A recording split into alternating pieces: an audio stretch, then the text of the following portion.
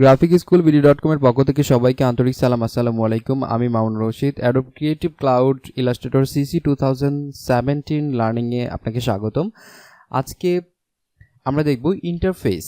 Total interface নিয়ে আমরা আলোচনা করব। এই ইন্টারফেস সম্পর্কে আমরা অলরেডি আলোচনা করেছি। এখন আমরা নিউ ডকুমেন্টস জাস্ট নিচ্ছি, Ctrl+N প্রেস করে অথবা এখান থেকে আমরা জাস্ট একটা পেইন্ট এলিমেন্টে যে কোনো একটা সাইজ, আমরা A4 সাইজ নিয়ে জাস্ট ক্রিয়েটে ক্লিক করে যে ইন্টারফেসটি এখানে শো করছে, যেটা আপনার আর্ট বোর্ডে যখন নিয়ে এসেছেন তারপর যে ইন্টারফেসটি শো করছে, আমরা সেই ইন্টারফেস নিয়ে এই টিউটোরিয়ালসে আলোচনা করব। কারণ আমরা যখন টোটাল কোর্সটি যখন এখানে করব আর এর পরবর্তী টিউটোরিয়ালগুলো যখন আমরা দেখব, তখন প্রত্যেকটা টুলস বা প্রত্যেকটা অপশনের নাম ধরে ধরে আপনাকে বলা হবে যে আমি এখন এখানে কাজ করছি, এখানে কাজ করছি। সো সেই জন্য আপনাকে যেটা করতে হবে সেটা হচ্ছে অ্যাডোব ইলাস্ট্রেটরের সব কিছু আপনাকে জানতে হবে যে কোনটার নামটা কি। সো সেই জিনিসগুলো দেখাবো এই টিউটোরিয়ালসে। তো শুরু করছি।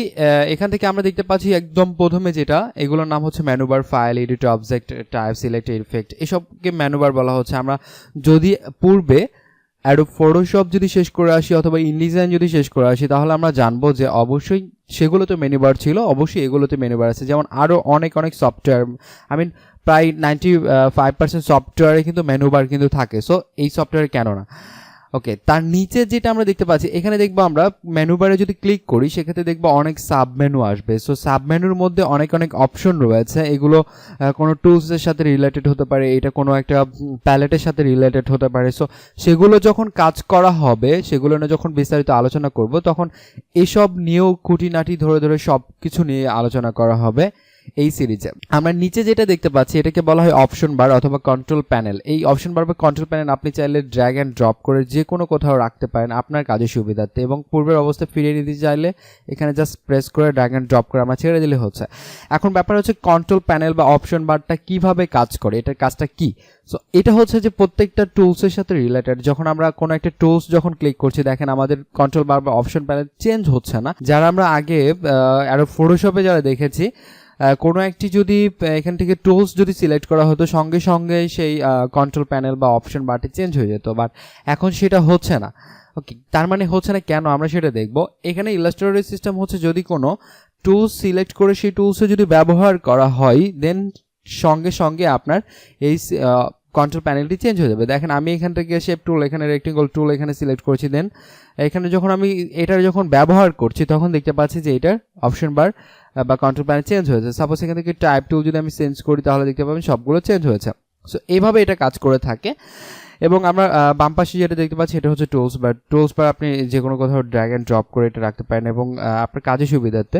অ্যান্ড এখান থেকে আপনি কলাপস করে বড় ছোট করতে পারেন, এক সারি দুই সারি করতে পারেন, এবং পূর্বে অবস্থায় ফিরে নিতে চাইলে এখানে ড্র্যাগ অ্যান্ড ড্রপ করে ছেড়ে দিলেও হয়ে যাবে। টুলস বারের মধ্যে অনেক টুলস আছে, প্রত্যেকটা টুলস নিয়ে ভিডিও টিউটোরিয়াল আছে নেক্সটে। এবং আমরা নিচে দেখতে পাচ্ছি যে এখানে পার্সেন্টেজ 100%। ফটোশপে আমরা দেখেছিলাম যে 3200% পর্যন্ত এখানে সর্বোচ্চ জুম করা যায়, বাট এখানে যেটা করা যাবে সেটা হচ্ছে 64,000% পর্যন্ত আপনি চাইলে এটা জুম করতে পারবেন। 64,000, সাপোজ আমরা যদি 65,000 দিয়ে দিই, সেক্ষেত্রে দেখবেন আপনার এটা জুম হবে না। ওকে, সেক্ষেত্রে 64,000 জুম হবে। সো সর্বোচ্চ আপনি এটা 64,000 পর্যন্ত আমরা জুম করতে পারবো। আর বিস্তারিত যখন আমরা জুম নিয়ে কাজ করব তখন আরও দেখব। আমরা রাইট সাইডে দেখতে পাচ্ছি এইটা পুরোটার নাম হচ্ছে ফ্লোটিং প্যানেল। আমরা আগে যে সব টিউটোরিয়ালসে দেখেছিলাম ফটোশপের, সেগুলোও কিন্তু নাম সেম, আর এটার নামও প্রায় সবগুলোই সেম ইন্টারফেসটা।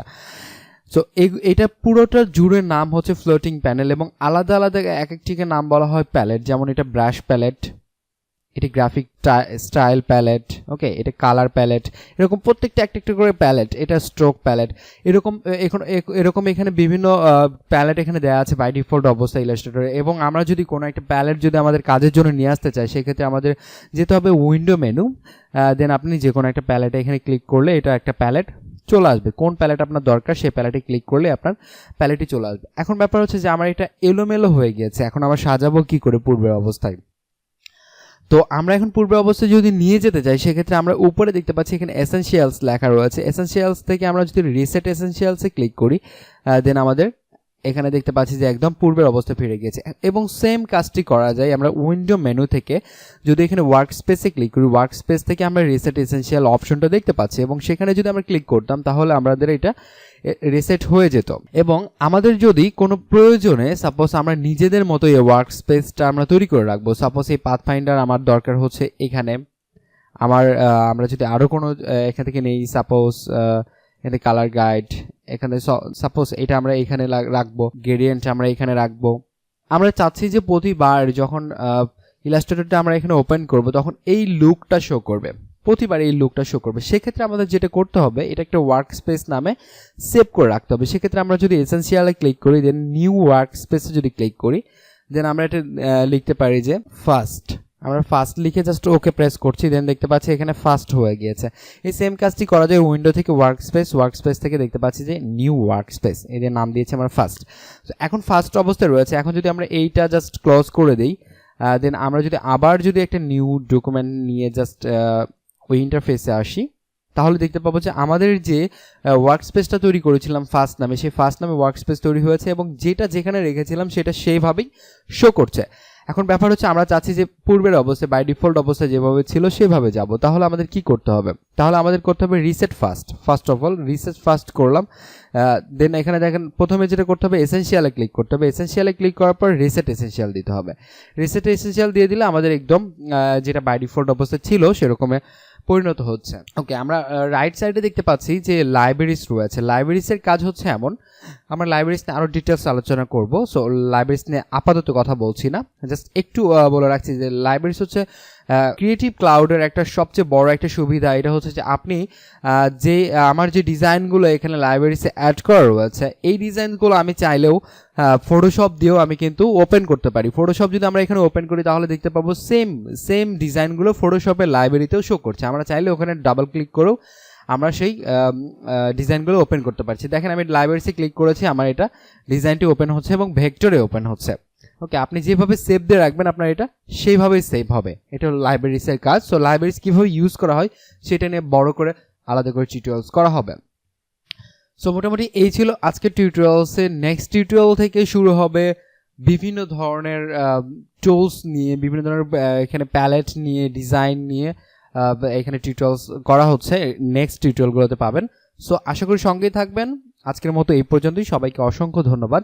আসসালামু আলাইকুম।